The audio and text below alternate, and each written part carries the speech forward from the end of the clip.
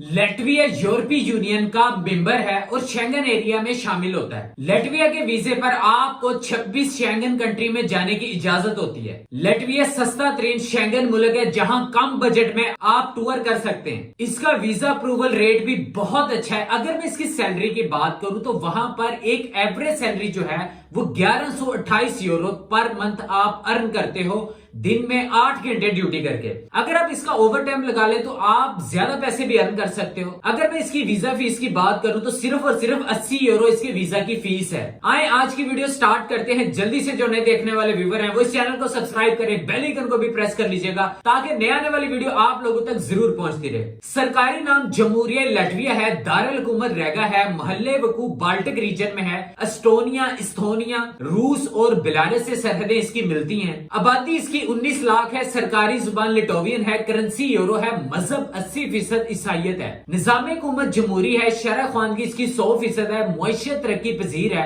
वक्त का फर्क 2 घंटे पीछे है। बरामदात इसकी लकड़ी, आयरन, स्टील और मशीनरी वगैरह है। अब बात करते हैं इसके वीजा की। लेटविया यूरोपीय यूनियन का मेंबर और शेंगन एरिया में शामिल होने की वजह से शेंगन वीजा जारी करता है जो कि तमाम 26 शेंगन कंट्रीज में जाने की इजाजत देता है। इस पर रूस और साबिक यूनियन के किसी मुल्क में जाने की इजाजत नहीं होगी। लेटविया सस्ता तरीन शेंगन मुल्क है जहां कम बजट में आप टूर कर सकते हैं। इसका वीजा अप्रूवल रेट भी बहुत अच्छा है। पाकिस्तान में लेटविया की एम्बेसी मौजूद नहीं है और इसने जर्मन एम्बेसी को वीजा एप्लीकेशन जमा करवाने का इख्तियार दे रखा है। लिहाजा आप जर्मन एम्बेसी इस्लामाबाद और इसके कराची कॉन्सुलेट में वीजा अप्लाई कर सकते हैं। इसके लिए सबसे पहले इसकी ऑफिशियल वेबसाइट पर ऑनलाइन वीजा फॉर्म फिलअप करके सबमिट करना होगा और इसका प्रिंट लेना बहुत जरूरी है। इसके लिए जो इसका डायरेक्ट लिंक है वो डिस्क्रिप्शन में आपको मिल जाएगा। इसके बाद आप एम्बेसी की वेबसाइट पर अपॉइंटमेंट बुक करेंगे। फिर इस मुकर्रर वक्त पर जाकर आप बराह रास्त अपनी वीजा दरखास्त जमा करवाएंगे। वीजा अप्लाई करने के लिए जो डॉक्यूमेंट्स हैं वो कौन कौन से हैं? एक तो ऑनलाइन जमा कराया गया वीजा फॉर्म का प्रिंट, 3 हल्के बैकग्राउंड के साथ पासपोर्ट साइज तस्वीरें, कम से कम 3 माह के लिए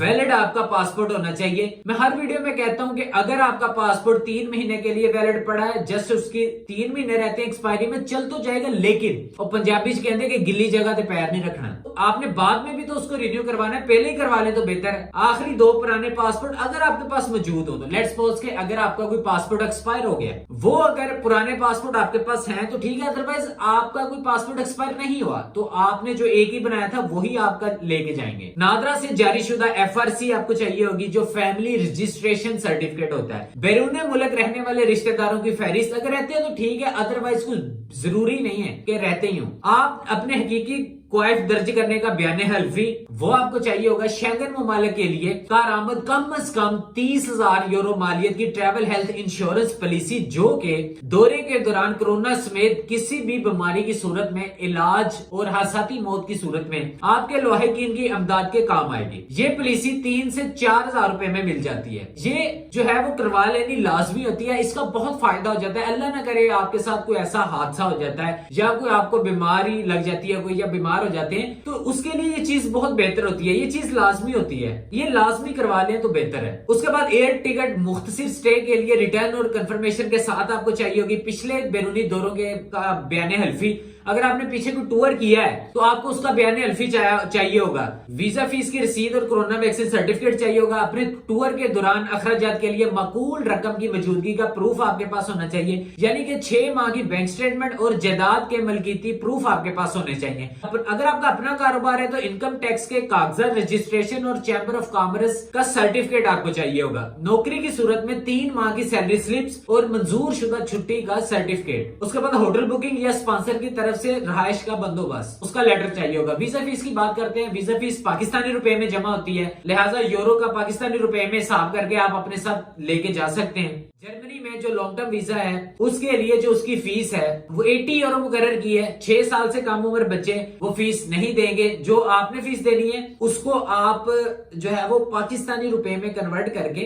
तो आप उसको पे कर सकते हैं। तो ये इसकी इतनी बड़ी कोई रॉकेट साइंस नहीं है, छोटी सी इसकी रिक्वायरमेंट है। इसके अंदर सैलरी भी अच्छी है, सारा कुछ ठीक है। बाकी ये है कि अगर आप यूरोप में या शेंगन में एंट्री लेना चाहते हो तो उसके लिए ये चीज एक बेस्ट है। आप वहां जाए, वहां जाके जिस भी कंपनी में आपको जॉब मिल जाती है। अगर आप टूरिस्ट वीजे पे गए हैं, आपको जी वहां जाके जॉब ऑफर हो जाती है, या आप थोड़ा सा स्ट्रगल करते हैं, आप अपने लिए जॉब फाइंड कर लेते हैं, तो वहां पर आप जिस भी जगह पे आपको जॉब मिलेगी, तो ये ना हो कि आप 2-3 महीने जॉब करके आप वहां से भाग जाए, ऐसा नहीं करना। आप बेशक सैलरी कम है, जो भी है, तसल्ली के साथ आपने वहां पे 6 महीने लगाने हैं। 6 महीने में क्यों कहता हूं कि लगाने हैं? 6 महीने ये होता है कि हर कंट्री आपको 6 महीने वैलिड बैंक स्टेटमेंट मांगता है आपकी, कि आपकी 6 महीने वैलिड होनी चाहिए। तो आपका ये होगा कि 6 महीने अगर आप टिक्के लगाएंगे, एक तो आपकी सैलरी आपके अकाउंट में आती रहेगी, ठीक है। दूसरा ये हो जाएगा कि आप अगर फिर आपको 6 महीने के बाद या आपको 7 महीने के बाद जब भी आपको छुट्टियां मिलेगी वहां से, आप उनसे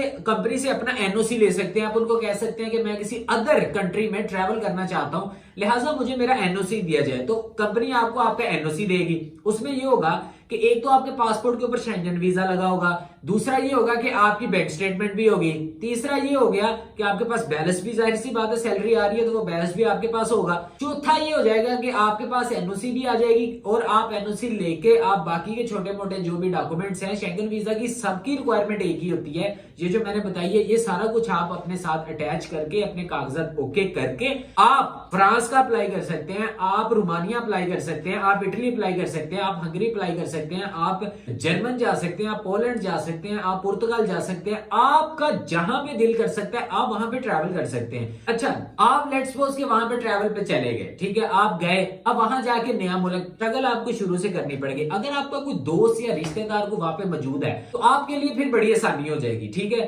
तो इस तरीके से अगर आप जाना चाहते हो तो ये तरीका अपनाएं। ये बिल्कुल मैं आपको एक लीगल वे से गाइड कर रहा हूं, यकीन जाने। तो आप ये सारा कुछ रेडी करके आप लोग जाके देखें, बात सुने। 80 यूरो या 40 यूरो कोई चीज माने नहीं रखती, लग कर एक बार आजमा के देख लें। क्या है, ज्यादा से ज्यादा 20-25-30 हजार रुपए हो जाएगा, ठीक है। ज्यादा से ज्यादा हो गया तो कुछ 40-45 हजार हो जाएगा, इससे ज्यादा नहीं होता। बाकी आप ये है कि एक बार लक आजमा के देख लें। बाकी आपने जो इनको भी 2 नंबरों को भी पास जाके भी आपने 20-20, 25-25 लाख का कबाड़ा करना है, उससे तो बेहतर नहीं है खुद किस्मत आजमाएं। और खुद क्यों नहीं मिलता, बस लोगों को सिर्फ यही चीज नहीं समझ आई कि भाई इस चीज के लिए चाहिए क्या क्या होता है। एजेंट माफिया जो है उनको पता है ये सारा कुछ। तो मैंने जो ये जो 70 कंट्री वीजा सीरीज स्टार्ट किया, मैं अपने प्यारों को, अपने दोस्तों को, अपने भाइयों को, अपने सब्सक्राइबर्स को, अपने मुल्क के लोगों को मैं यही चीज समझाना चाहता हूं कि देखें, ये जो मैं आपको बता रहा हूं ये एक लीगल चीज है। यही काम आपने अगर पैसे देके करवाना है तो भैया ठीक है, इट्स योर डिसीजन। अगर आपने खुद करना है, इट्स योर डिसीजन। तो खुद करेंगे उसमें फायदा हो जाएगा, ठीक है। उसमें आपको कुछ ना कुछ सीखने को मिलेगा, आपको पता चल जाएगा। आप जब एक चीज की डेप्थ में जाते हो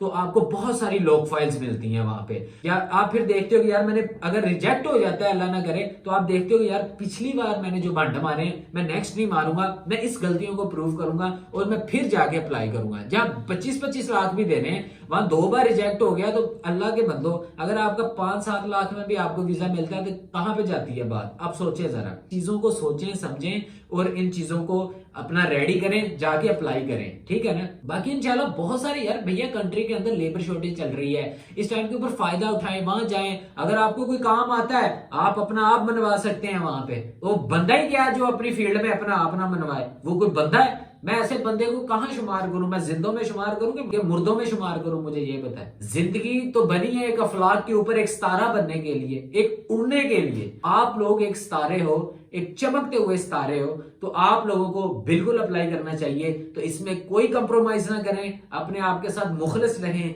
तो बाकी इंशाल्लाह ऐसी ही इंफॉर्मेटिव वीडियो मैं आप लोगों के लिए लेके आता रहूंगा। वीडियो अच्छी लगी है तो चैनल को भी सब्सक्राइब करिएगा, बेल आइकन को भी प्रेस कर दीजिएगा। तो इंशाल्लाह मिलते हैं अगली वीडियो में, तब तक के लिए पीस आउट।